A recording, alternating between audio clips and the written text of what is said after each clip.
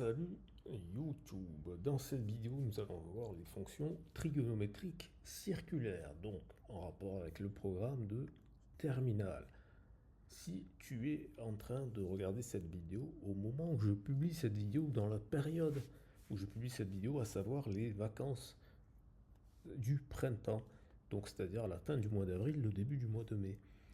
Au moment où ça va être publié, même ce sera le mois de mai.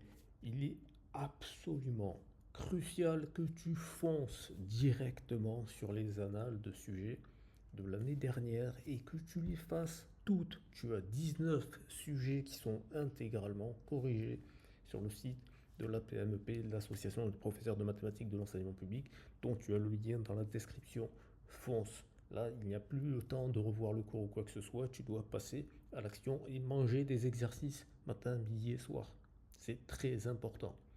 Maintenant, pour les autres, ceux qui ont un peu plus de temps, ceux qui veulent préparer, par exemple, si c'est l'été, ces vidéos, ces capsules, je les fais à ce moment-là, mais elles seront valables, elles seront là tout le temps. D'accord?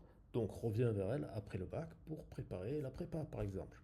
Ou si tu es en prépa et que tu as besoin de rappel pour les approfondissements. Mais pour le bac, là, tu dois enchaîner les sujets de bac. Il faut être dans l'action. Voilà, donc ici, on a le programme officiel qui nous dit quoi? Il nous dit fonction sinus, fonction cosinus, les fonctions trigonométriques sinus, cosinus, la notion de dérivée pour ces fonctions-là, le sens de variation, les courbes représentatives, savoir résoudre des équations du type cosinus de x égale a, une équation de la forme cosinus x inférieur ou égal à a. Évidemment, il faut connaître les relations entre sinus et cosinus et les différentes formules. Dans le cadre de la résolution de problèmes, notamment géométriques, étudier une fonction simple définie à partir des fonctions trigonométriques. Alors on va regarder ça en détail. Là, comme tu le vois, il y a une petite animation où tu as les sinusoïdes de la fonction sinus et de la fonction cosinus.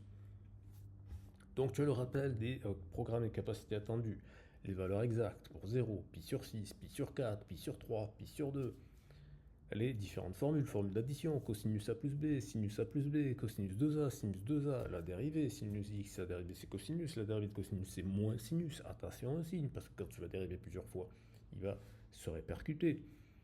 La résolution du type cos de A égale sinus, cos de θ pardon, égale sinus égale A, et sinus de θ est égal à A, les fonctions du type grand A fois cosinus de oméga t plus phi, c'est-à-dire les changements de phase, ce genre de choses. Le cercle trigonométrique, évidemment, il faut le maîtriser. Là, tu as une animation que tu peux visualiser. Comme ça, tu peux changer la valeur avec le curseur ici, comme ça. OK?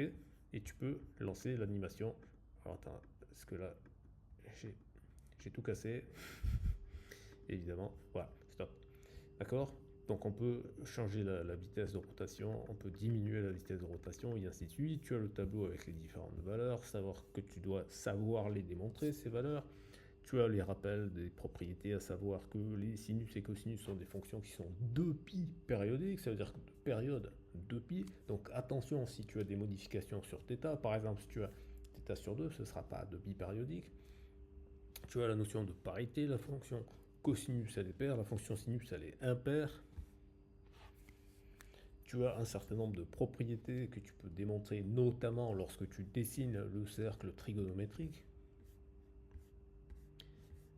Voilà, tu as les variations, les formules d'addition, les formules de soustraction qui sont à peu près les mêmes. La formule du produit, celle-là, elle est moins connue en général. D'accord. Et tout ça, ça va surtout servir pour le supérieur, hein, parce qu'au bac, il ne donne pas trop de règles compliquées sur les sinus et cosinus. Voilà. Donc tu as tout ça, et en plus, tu vas avoir donc les graphiques, les démonstrations évidemment, des programmes Python que tu peux exécuter directement sur l'application, que tu peux télécharger pour pouvoir utiliser ou modifier sur ton propre ordinateur. Et après, bien entendu, comme d'habitude, tu commences à me connaître. Si tu ne me connais pas, ben, je te le dis, toutes mes applications, il y a toujours après les cours, les rappels, les programmes et tout ce que tu veux, il y a un QCM pour te tester, d'accord? Et qui te donne les réponses pour vérifier si tu as trouvé les bonnes réponses ou pas, et avec la génération de nouvelles questions pour que tu ne fasses pas simplement que apprendre par cœur les résolutions de ces petits QCM. Alors, si tu veux accéder à cette application, ben, tu scannes le QR code qui est là, qui t'amènera sur Google Forms. Tu remplis le formulaire, tu mets ton adresse email à laquelle tu veux recevoir l'application. Et boum, tu recevras l'application. Si maintenant tu veux aller plus loin, eh bien tu scannes ce QR code-là, tu vas sur le site Calendly, tu réserves un créneau et on voit ensemble comment est-ce que je peux t'aider. Pouce vers le haut, abonnement si ça n'est pas déjà fait, partage, commentaire, tout ça. Et comme je te l'ai dit tout à l'heure, va directement sur le site de la PMEP et enchaîne les sujets. Et toujours, tu cherches avant de regarder la correction. Et quand tu regardes la correction, tu essayes de comprendre ce que tu n'avais pas compris, quelle est la différence entre la correction et ce que tu as essayé de faire. Tu fermes la correction et tu essayes de refaire et non pas de te rappeler. Tu essayes de le faire par toi-même. Tu essayes de t'approprier les connaissances. C'est ça, c'est comme ça et seulement comme ça que tu pourras durablement progresser en cherchant à comprendre. Bon courage.